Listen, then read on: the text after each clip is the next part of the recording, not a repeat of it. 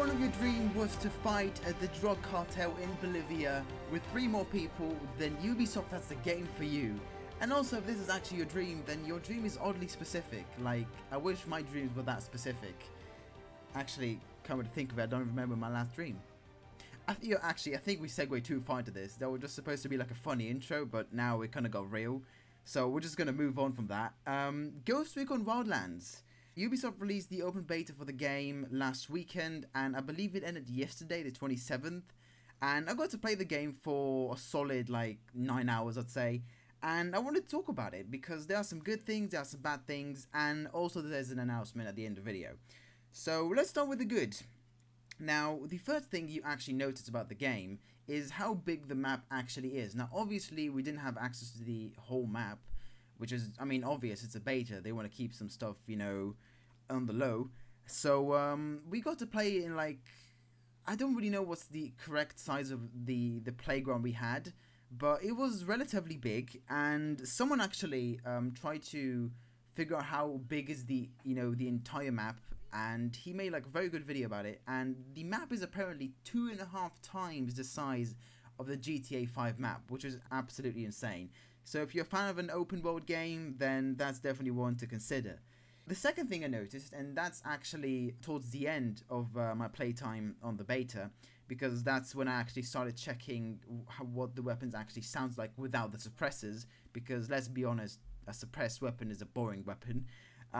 So after taking off the suppressors, especially on the sniper rifles, I mean, I noticed the sound, and it's absolutely insane.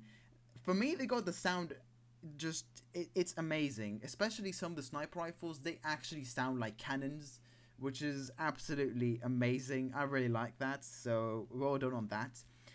The last good thing I wanted to mention is the graphical settings you can set in game, and I wish other games would have done the same. You can tinker with all the settings individually, which is absolutely fantastic, but also you have a live preview, and that's amazing. You can, you know, turn on and off certain features and certain stuff, and you could really see how it affects the game without, you know, kind of going back and forth, you know, between the game and the settings. It's really, really handy. So good job there, Ubisoft. I wish other games would have had the same approach, but unfortunately, as far as I know, you're the only one. And now for the bad things. The first bad thing I want to mention is how the vehicles handle.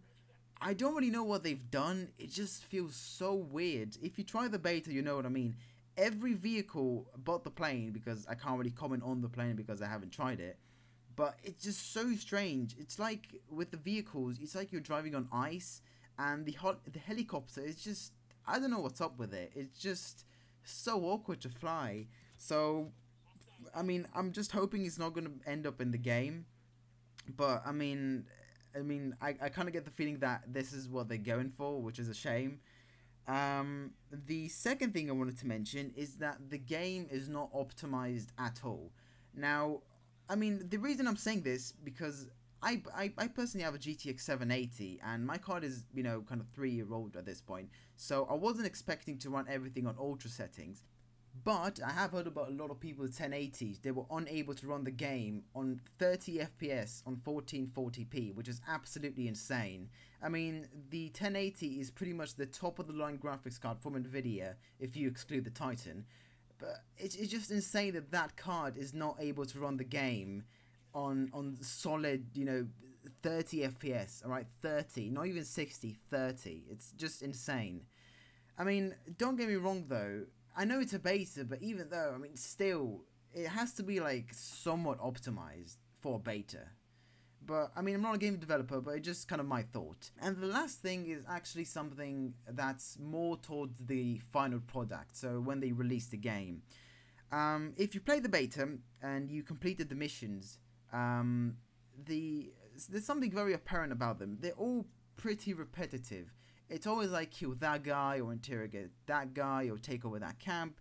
It's very repetitive, and I don't really know what they can really do different in the final game. Obviously, I don't know, and I hope they will make the story interesting, but I hate to be skeptical, but I mean, it just doesn't really seem like that's the case. I just don't really know how they can make the game interesting. And I know that the only reference point I have is the beta, and obviously they kept a lot of stuff as a secret, which is understandable, but I just don't see how they can really make it interesting. Hopefully they will though.